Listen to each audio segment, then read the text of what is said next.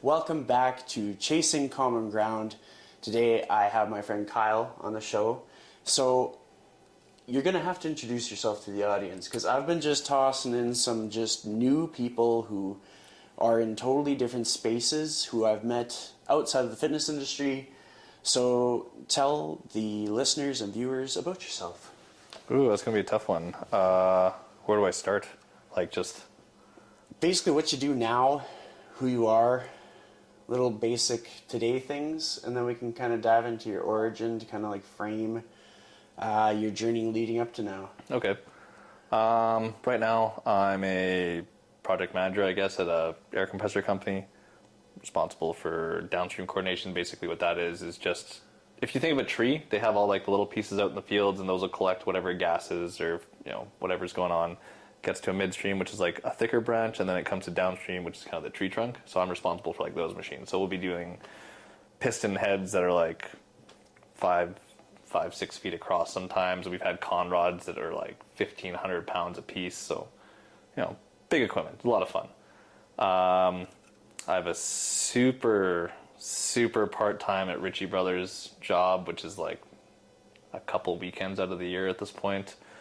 I do coaching for swim and scuba. So swimming will be at the high school at Strathcona, and then also summer club sometimes. And now I actually just got hired on yesterday to a master's club, which is brand new.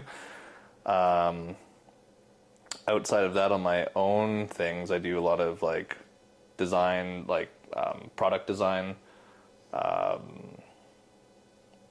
website design kind of with digital stuff. A lot of hauling, I don't know, just playing around a little bit of everything. Whatever I feel like doing is where I'll go.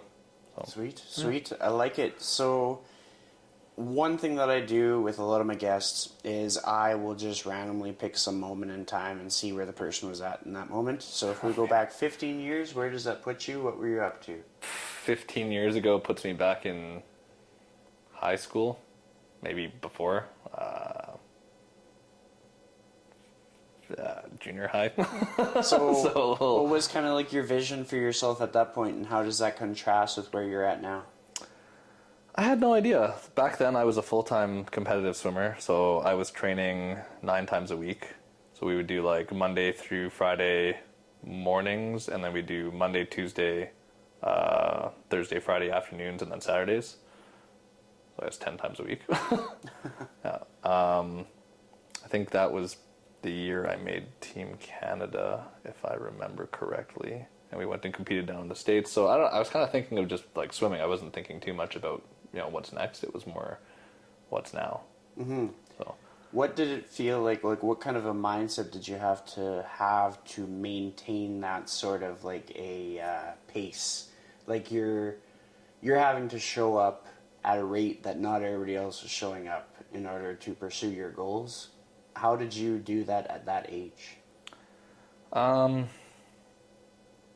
of just suck it up and do it. It wasn't again, once you kind of get into that groove, you build up to it. You don't start at 10 practices. I remember when I was really little, we would do 3 a week, and then it became 5, and then it became 7, and so you kind of build up to it. And once you kind of get into that groove, you get used to showing up in the morning. It just becomes part of your routine, so it gets built in, and you're I'm used to waking up at 4:30 in the morning and on pool deck by 5:15, then swim, then school, then back to swim, then homework, then sleep, then do it again, 5 days a week. But mentally, I think any sport will make you tough and resilient. It doesn't matter what it is, as long as you have that built into your regiment that, hey, I'm waking up early today, I'm going to go do something, and then I have my normal day-to-day stuff that people are going to do. Doesn't matter what sport you're in or what activity it is. You could be waking up, going for a walk by yourself. It'd be the same thing, right? Mm-hmm. It's just that getting up and doing something. And so, did you feel like your North Star was just being an athlete, and that's what you're kind of gearing towards?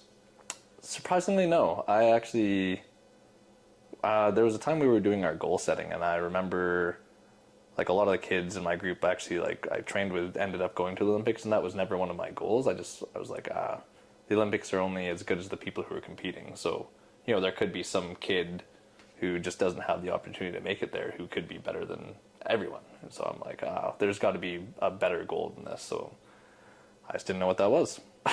So, but in the meantime, I was like, I may as well train, may as well get stronger and have the discipline to do what it is when I find out. Mm-hmm.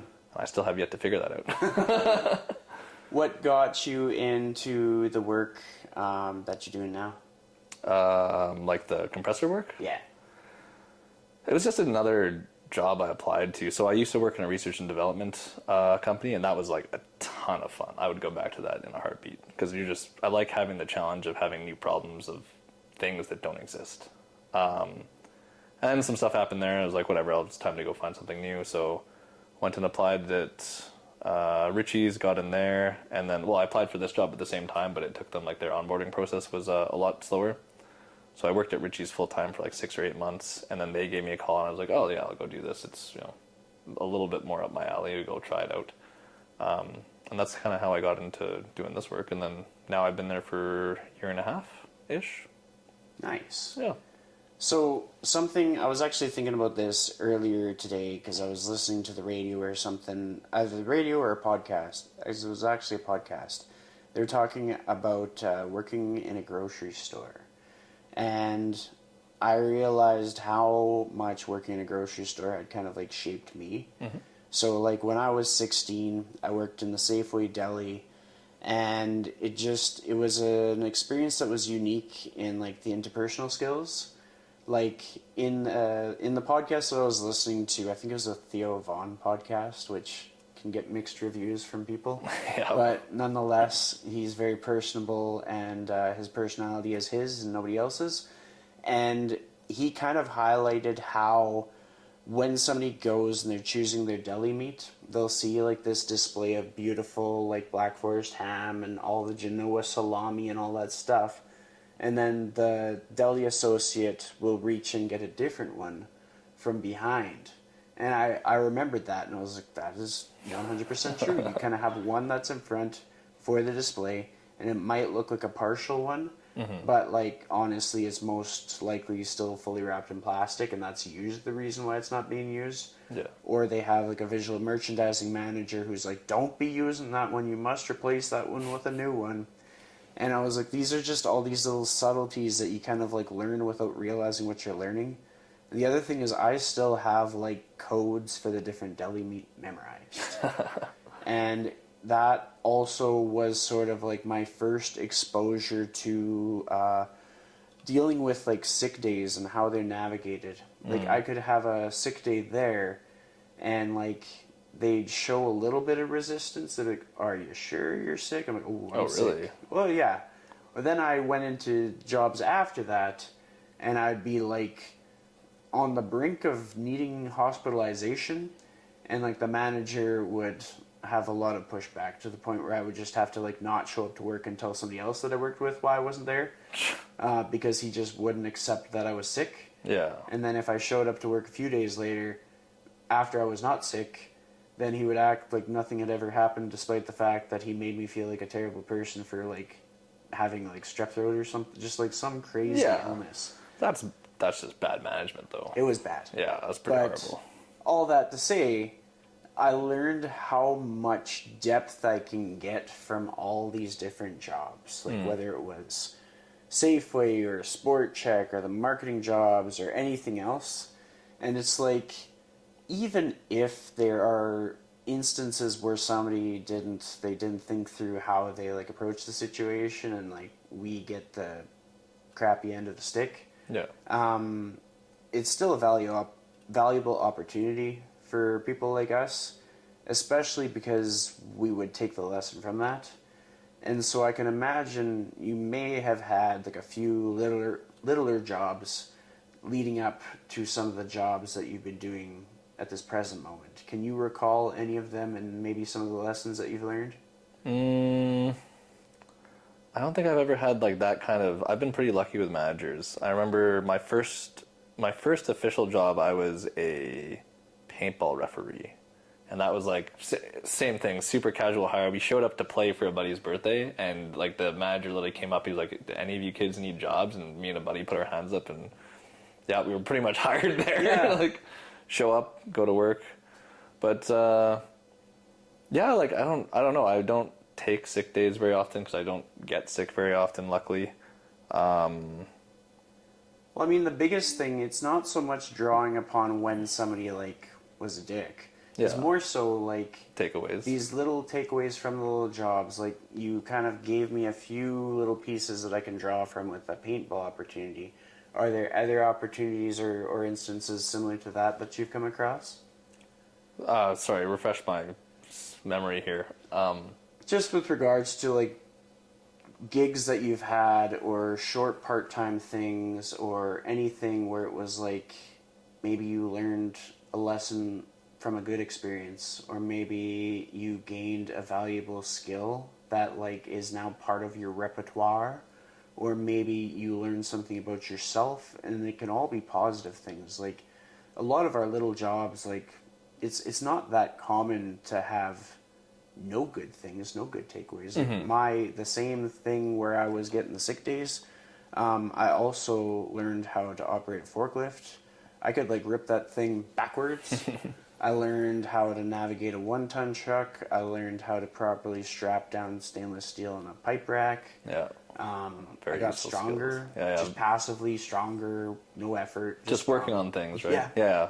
Yeah. So like everything that I can think of and everybody that I've ever met, even if it was character building, I got positives from it. So I'm trying to like, basically I'm digging in and learning about how you got to be you. Because I can tell there's little missing aspects, so I'm painting the picture. Okay. I wasn't sure what direction we were going with that, but that makes more sense. I would say probably one of my earlier jobs, I was actually a laborer for like a heater rental company, but they used jet turbines instead of like heating elements. So one of my jobs would be I would have to drive, like they taught me how to drive manual on like it was either a 1-ton or like a 45 or whatever, like between a 35 and 5500, I guess. Learned how to drive manual on that, which was really fun. And then a lot of those work sites are just out in the bush. So I remember one of the instructions, it was cold, and the directions were head to this town, then go east to the 50th telephone post, then swing a left between those two, and there's a little like cut. It wasn't really a road or anything, but there's a little path going through the trees, and it was like drive 8 miles into the bush, swing a right at this weird looking tree, and then the site should be another kilometer or two down kind of thing.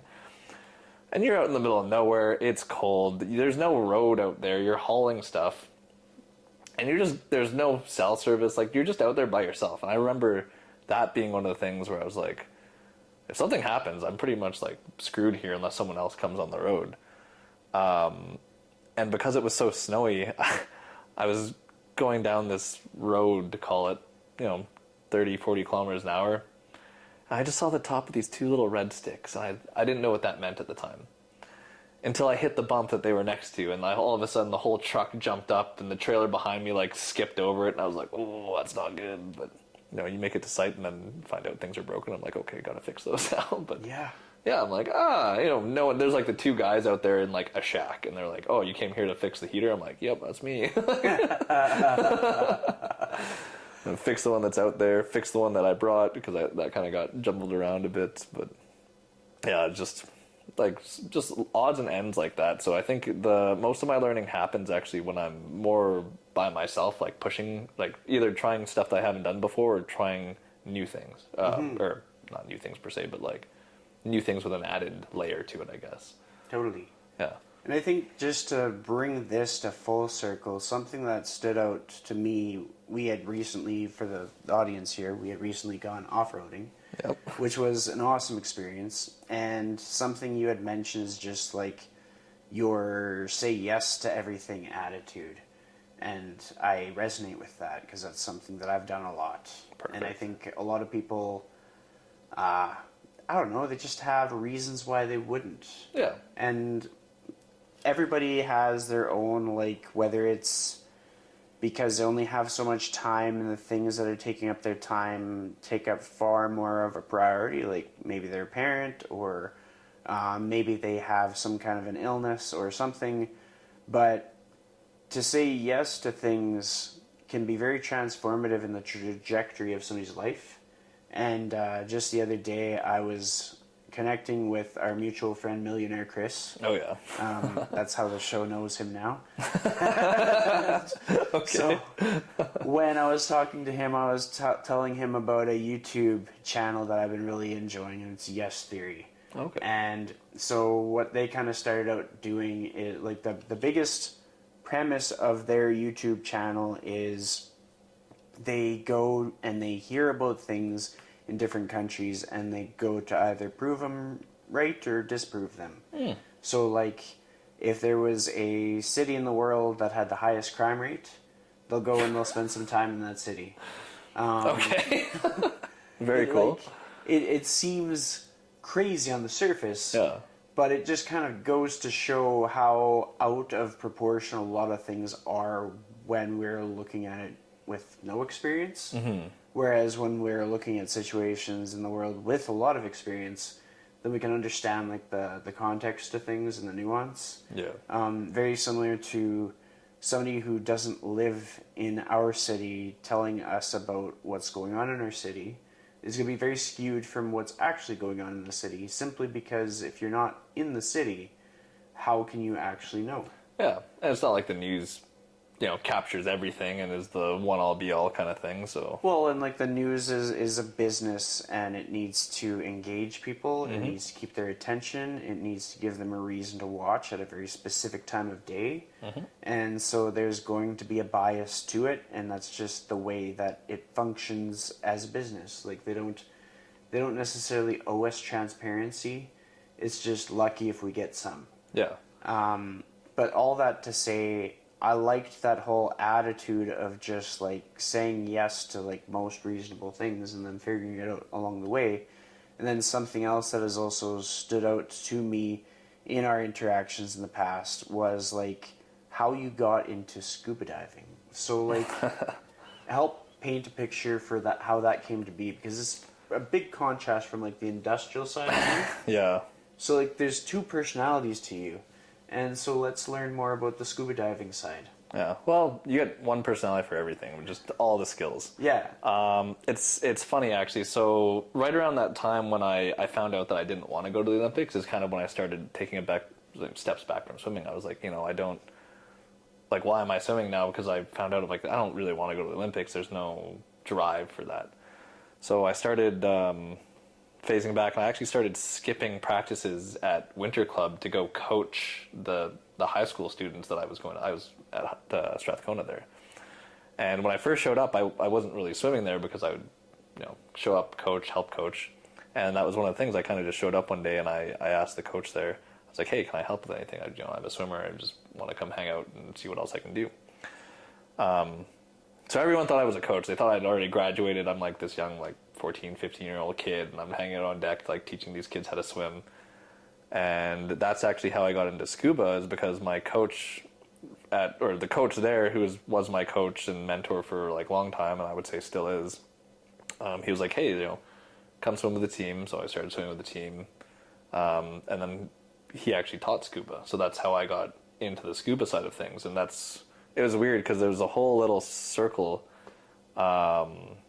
which kind of got me into a lot of the stuff I do now. And I didn't have to think about this until about last month. We have, like, a little Discord chat, and one of the people there had asked me, like, how did I get to do all the things? Not what. She was the first person who asked me how instead of what are you doing. So I had to think about that. I was like, yeah. So swimming got me into scuba, and also into coaching summer club. Scuba introduced me to a whole bunch of people. So I met car people through it. I met yoga instructors. I met, people who do. One of the guys is a search and rescue technician, or retired now. He's also now the mayor of Hinton. Who else? One of the people on my dive team, we did our dive master course together. He's a photographer with National Geographic. So just all these different people who were doing different things is really neat. But that got me into doing car shows. So when I started doing coaching summer club, one of my swimmers knew I like cars. So he's like, hey, do you want to come volunteer at car shows? Like, sure, I like cars. I'll go do that. Helped them out. And the owner there was like, hey, you want to come do this, more? I was like, sure. So kind of got recruited on that and was doing car shows as their operations manager, and so they would fly me across the country to go do the shows. And then through that I met some guys in Saskatchewan, which is why I have the yard in Nisku now, because they were like, oh, like, you know how to run heavy equipment and stuff, and that's something I learned at Ritchie's and through my other jobs as well. I was like, yeah, I can do this. I know how to haul stuff just from, I was just moving stuff all the time before, kind of, so I was like, oh yeah, I can do that. And then the car shows got me reacquainted with one of my high school friends. He was also liked cars, and that's actually how I met Chris, like Millionaire Chris. So it's just a big circle of, like, looking back onto it, it's just saying yes to all those different things is how I got into all these different areas now. And I'm like, cool, now I'm doing this, and this, just because years ago I said yes to something. Yeah. Yeah. And then as you navigate all of that, like, how are you refining yourself? And nobody has to have a very straightforward answer to that, but what is your answer to that today? To the what? To part? refining yourself. Like, you're doing like a bajillion different things. How do you get yourself so you're doing like 2 things or 4 things or 1 thing? That's still a work in progress. I think it's, that's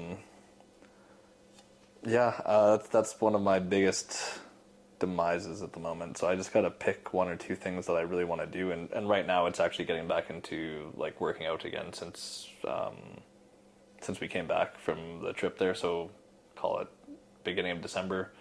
Wilson gave us a challenge, like, sure, let's get on it, stick to the plan. So I think same thing, once you have a plan, if you're disciplined enough to follow it, you'll carry through with it no matter what. Mm-hmm. Like, there's been times now, like, I'll go out to cigars with Chris at, we'll wrap up at 11:30 midnight, and I'm like, I still got to go do my workout, so I'll go home, work out till like 2 in the morning, and then I'm back at work, next day. So it's like, all right, get it done.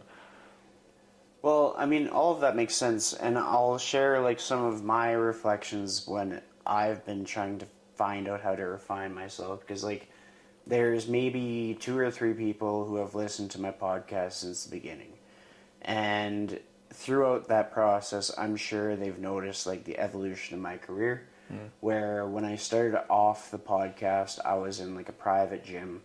And it was my impression that I would be there for a long time, but then a month in, I was all of a sudden self-employed. And at the same time, I was working at a bar, Central, shout out to Central. Nice. And I was not certain how viable it could be to be a trainer, because I couldn't see it. I couldn't see proof of concept, because I was like, oh man, like it's so hard. Like, this gym just closed down and I was working there, and so if the gym closed down, how could I keep going? And then kind of things sort of evolved, and part of that was embracing a very similar mindset to saying yes to just about every opportunity, whether it was like working with my parents to sell some trees and some firewood just because my dad saw an opportunity to embrace the entrepreneurial spirit with me and kind of sponsor me the trees, sponsor me the firewood, as long as I was putting in the labor and we worked together. That's good. It was a lot better than just being like, oh, you're in trouble, here's some cash. Like, instead, we just found ways to be resilient and have some grit and just kind of like face a challenge head on. And because of that, I like almost refined a personality trait. And then with that, like, I'd say most of my stuff has been connections that I made, but I've been unique in that most of my connections that I made in that capacity were all online. And it was kind of like how I showed up for people, the energy that I brought. Like, I wasn't scared of being myself, even if being myself wasn't like everybody's cup of tea. Yep. And being myself is generally like overly optimistic, very caring and passionate. Like, I don't think I have a reputation for being a jerk. I'd agree. Thank you. But it's just like, so I don't feel like I'm causing any harm by being myself, but it can agitate people. But with that said, in sticking to those values, that's what's kind of created the opportunities, by never having to stray away from who I am. And then I actually kind of did a lot of like self-reflection and refining, like, what I do, because some of my work is in the fitness industry, but I like, without a doubt, do a lot of work in like marketing and in just like general technology type stuff, like the web design, the video editing, the web, just creating systems inside of a website, not just like how it looks, but then how it operates. And some things I learn very fast because of how fast the world is changing with all this AI integration and creating code and stuff. Oh yeah. And some of this stuff stems back to work that I did as a teenager. And so that's kind of why we went back in the time machine, so I could kind of understand your journey, because there are a lot of parallels. And even as I met up with Millionaire Chris, he kind of pointed out like most of us have parallels. That's why we're in the group. Yeah. Oh yeah. We have a very skilled group of people for sure. Like we can do anything in that group for sure. Well, it's and exciting. Just there's these like key personality traits, and just to hear him identifying them was really, really cool. And it just kind of goes to show like it's not so much about how many people are in the room, but it's more so as to who is in the room. Like what kind of people do you have in your corner? And so as I was refining my own journey, I realized like what was most important to me was that I was helping people. And then also just I'm helping people and having a legacy, and that legacy needed to be in my control. So if legacy wasn't necessarily going to be like generational, like family type stuff, because that's not in my control, then it would be the impact I left on the world. And part of that can be through keeping the podcast going and compiling all these conversations. Part of that can be envisioning like my epic barn gym that I'm going to have one day. I'm for it. The more times I talk about it on the podcast, the more likely it's going to happen. And then like that's kind of like, it sounds woo-woo, but it's like a legitimate thing. Like if people talk about a thing enough, it's going to happen. Well, you think about it, right? Because the more you think about it, the more you plan it. And the more you plan it, the more likely it will be to happen. That's all it is, right? And like when you talk about it and people hear you talking about it, people like helping each other. Because you like helping people, I like helping people. When we hear about other people's goals, we're like, oh, I want to help them with that. Yeah. And so then that brings us to the segue. We're going to bring that back to you. What I told you about my barn gym, what are some of the things that you have in your mind for future you? Future me has crazy, like might not be in this lifetime kind of goals. I don't know if you're familiar with what like a V-22 Osprey is. It's one of like the military twin tilt rotor. It's Not basically familiar, like, but I'm following you. basically like it's a picture a plane that has like two giant helicopter blades on the wings that like rotate. That's basically what it is. I would love to build something like that, which is like, yeah, like No, crazy. like, Yeah, I'm not. it's up there. Yeah. When that will happen, it won't be for a while, and that's okay. But I was like, that's something that's always been in my head. It would just be like, cool. I've always wanted to get my pilot's license and start flying. I like being in there. I like traveling. I like driving places, and like those are just. So I would love to build different methods of transportation. I think is one fun thing. But again, stepping stones to get there, right? Yeah. Yeah, I don't know. There's like tons of things. Like I was talking to Chris, and that's the neat thing about the project we're working on down there is like we were kind of joking around about doing this kind of utopian city down there where everything is self-sustaining. It all lives, and it's like you have this little pocket, and everyone there is just wholesome people. Like as we filter them out, it's coming well. Everything's run off renewable energy, whether that be solar or wind or wave or geothermal or whatever it happens to be, right? And then you just have it all, so it's all interconnected. One of the things I was lucky enough to do is in my education at NAIT, our capstone project was a tiny house, and the sponsor was he was a teacher of permaculture, so I learned a lot through that about how you can change it so that your water filtration is actually filtered by plants, and they take the nutrients to filter, but they're also cleaning the water at the same time. It's like, oh, that's cool. So, there's just so many multiple usage to do things that make sense, and that actually makes it more efficient and multi-purpose. So I don't know. I just have like these huge goals, and like I know I need teams to do them, because there's no way I'm going to be able to do them by myself. But Yeah. Well, I think your biggest takeaway is when you have goals like that, tell more people about them. yeah, Because you'd be surprised. And I'll give you some more context. So, an example of this, a case study, as it were. My very first episode of my podcast, very first episode of The Lifestyle Chase, which it used to be called, okay, was with my friend Blake Fillion.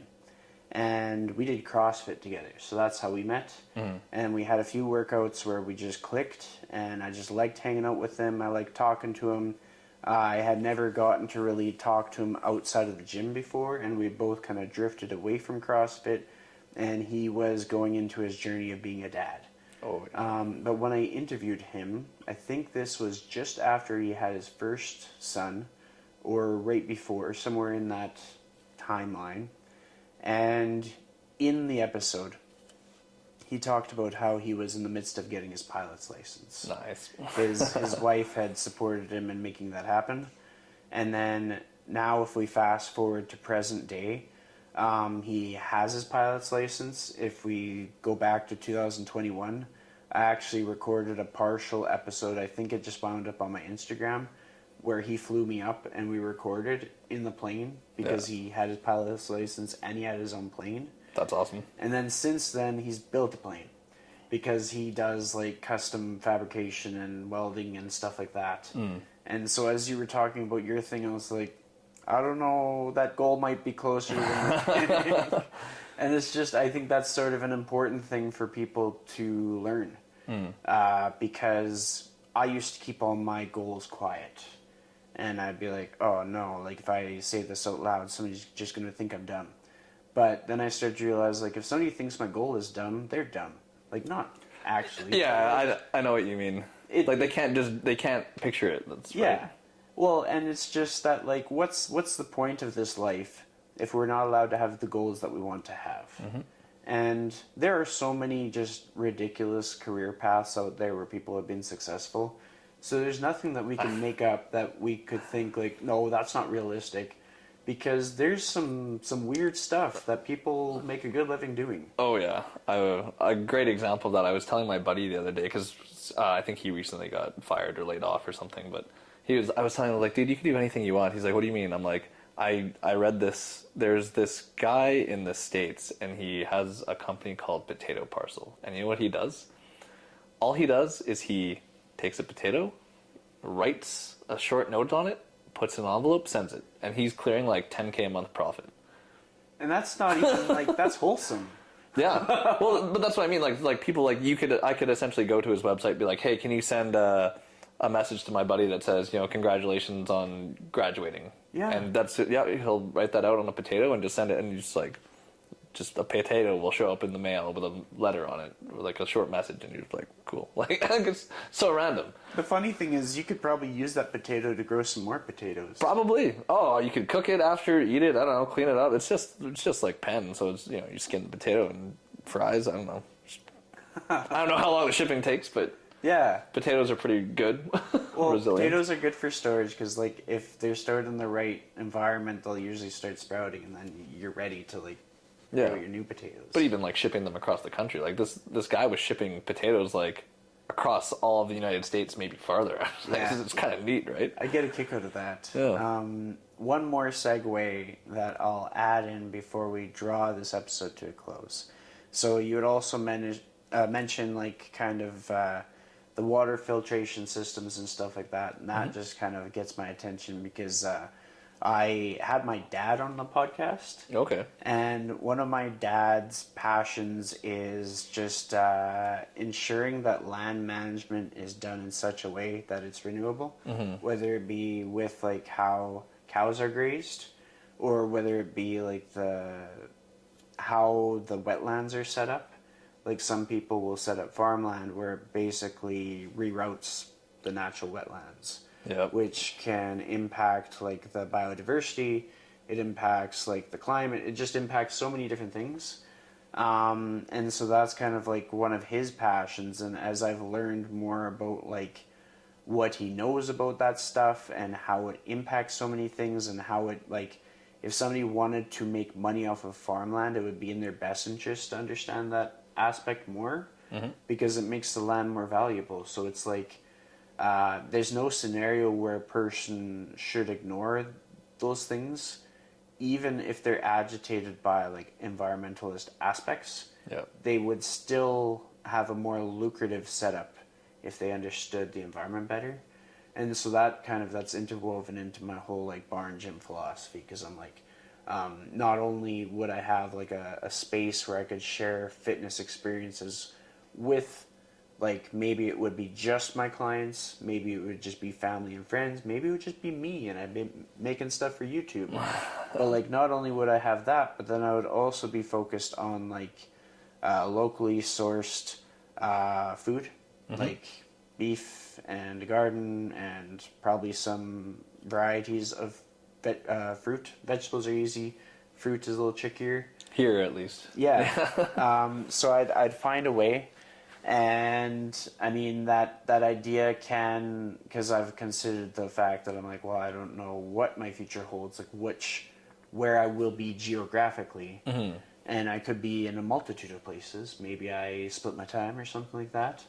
But yeah, I think if we were to give the audience any takeaways, it's generally to have that like say yes to things attitude. Yep. And then put your goals out to the universe, even if it sounds like super phony. Because like, if you say your goals to the right people, like, I'll give you one more example, which I thought was super cool. I had a past guest, Shane Fennessy, and he is actually the podcast where he was the first opportunity for me to be on a podcast, and it was called City of Champions. He interviewed a whole bunch of people across Edmonton. He works with Adam Scorgi as like a producer or executive producer, depending on the project, and does a lot of film stuff. And I connected with another friend, Chan Rin, who is also on the podcast. And then there was a young filmmaker who was looking for opportunities, and just like his energy just like really stood out to me. And I told him to go connect with Shane.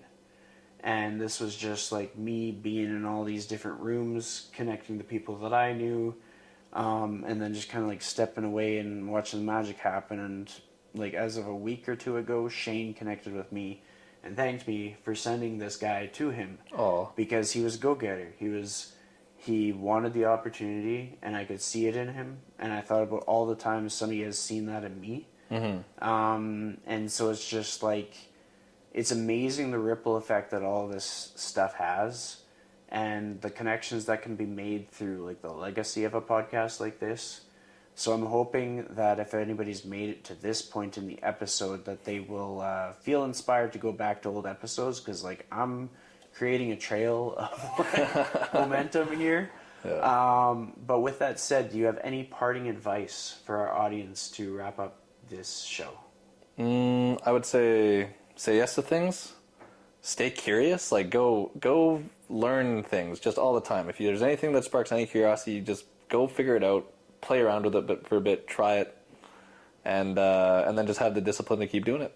Yeah. Love it. Well, thank you for being on the show. Thank you. Ugh, my leg fell asleep.